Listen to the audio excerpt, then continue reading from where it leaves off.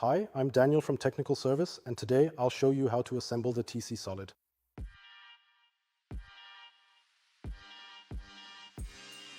First, we take the mounting frame and insert the easy-fit screws into the designated holes.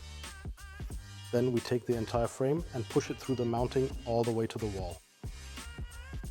After that, we can take these crosses from the operating stem and screw the mounting frame tight.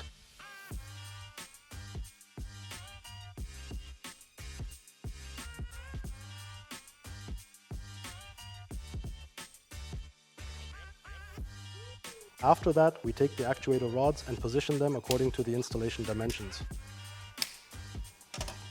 Then we insert them at a 45-degree angle.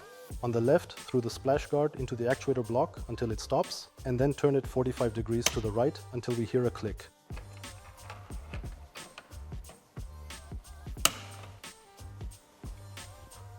Finally, we take the actuator plate and click it into the mounting frame.